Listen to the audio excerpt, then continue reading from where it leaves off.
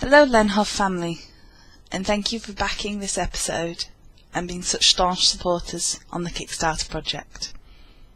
I hope you enjoy it.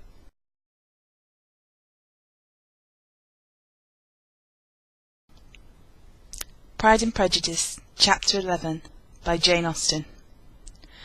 When the ladies removed after dinner, Elizabeth ran up to her sister, and seeing her well guarded from cold, attended her into the drawing-room, where she was welcomed by her two friends with many professions of pleasure, and Elizabeth had never seen them so agreeable as they were during the hour which passed before the gentlemen appeared. Their powers of conversation were considerable. They could describe an entertainment with accuracy, relate an anecdote with humour, and laugh at their acquaintance with spirit. But when the gentlemen entered, Jane was no longer the first object. Miss Bingley's eyes were instantly turned towards Darcy, and she had something to say to him before he advanced many steps. He addressed himself to Miss Bennet with a polite congratulation. Mr Hurst also made her a slight bow, and said he was very glad, but diffuseness and warmth remained for Bingley's salutation. He was full of joy and attention. The first half hour was spent in piling up the fire, lest she should suffer from a change in room, and she removed at his desire to the other side of the fireplace, that she might be further from the door. He then sat down by her, and talked scarcely to any one else. Elizabeth, at work in the opposite corner, saw it all with great delight.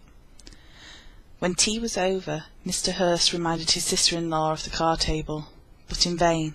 She had obtained private intelligence that Mr Darcy did not wish for cards, and Mr Hurst soon found even his open petition rejected.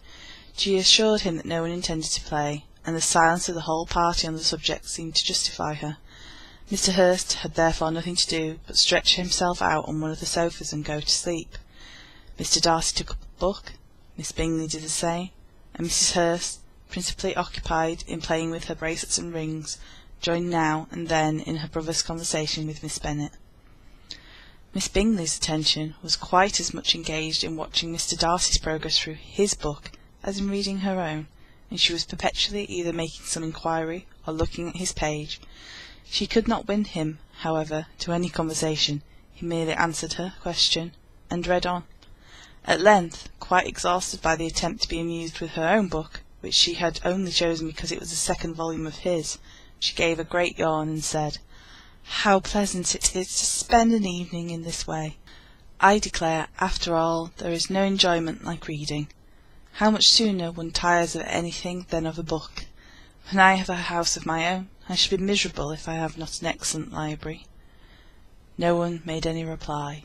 She then yawned again, threw aside her book, and cast her eyes around the room in quest of some amusement, when hearing her brother mentioning a ball to Miss Bennet, she turned suddenly towards him and said, "By the by, Charles, are you really serious in meditating a dance at Netherfield?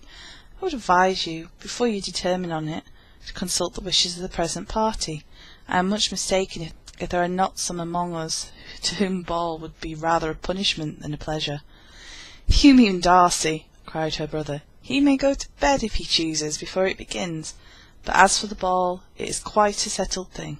As soon as Nicholas has made white soup enough, I shall send round my cards."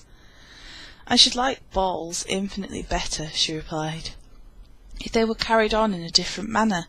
But there is something insufferably tedious in the usual process of such a meeting.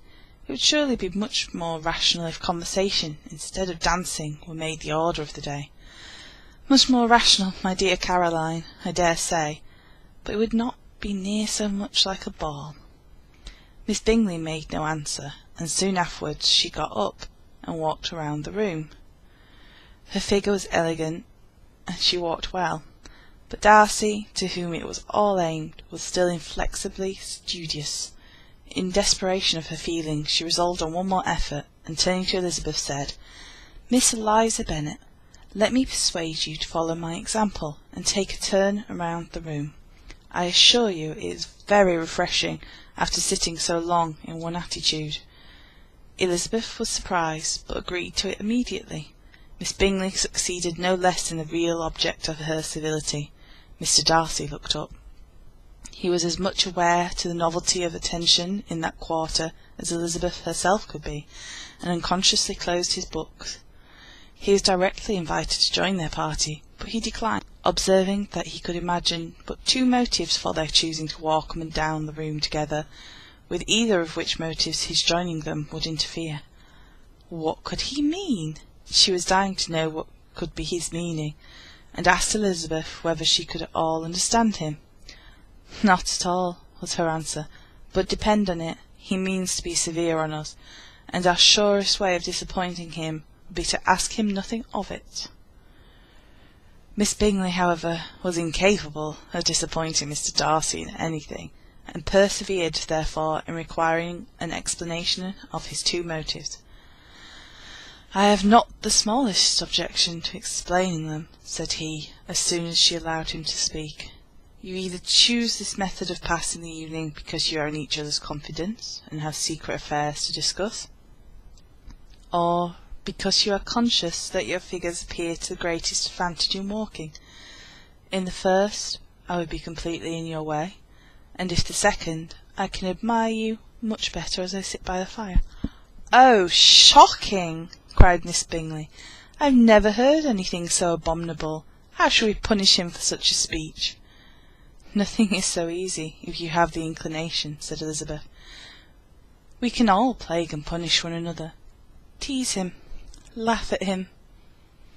Intimate as you are, you must know how it is to be done." "But upon my honour I do not. I do assure you that my intimacy has not yet taught me that.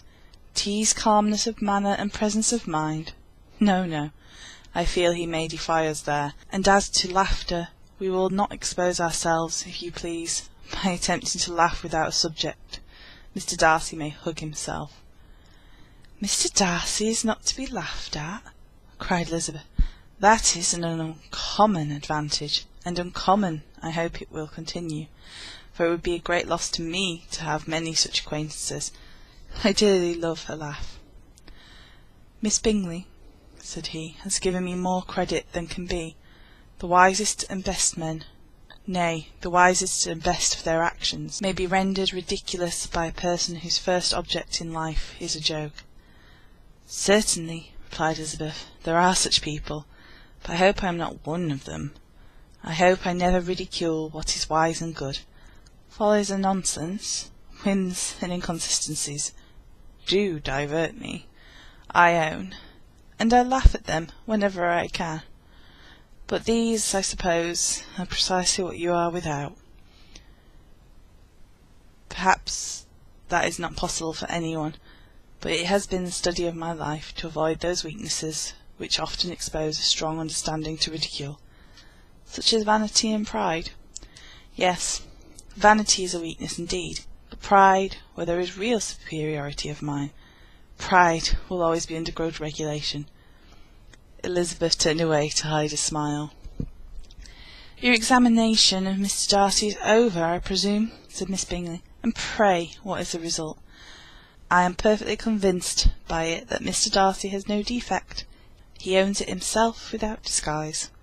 "No," said Darcy, "I have made no such pretension. I have faults enough, but they are not, I hope, of understanding. My temper I dare not vouch for. It is, I believe, too little yielding, certainly too little for the convenience of the world. I cannot forget the follies and vices of others so soon as I ought, nor their offences against myself.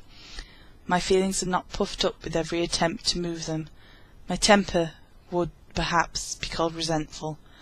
My good opinion, once lost, is lost for ever." "That is a failing indeed," cried Elizabeth. "Implacable resentment is a shade on the character. But you have chosen your fault well. I really cannot laugh at it. You are safe from me. There is, I believe, in every disposition a tendency to some particular evil, a natural defect which not even the best education can overcome. And your defect is to hate everybody, and yours," he replied with a smile, "is wilfully to misunderstand them." "Do let us have a little music," cried Miss Bingley, tired of a conversation in which she had no share. "Louisa, you will not mind me waking Mr Hurst?" Her sister had not the smallest objection, and the pianoforte was opened, and Darcy, after a few minutes' recollection, was not sorry for it. He began to feel the danger of paying Elizabeth too much attention.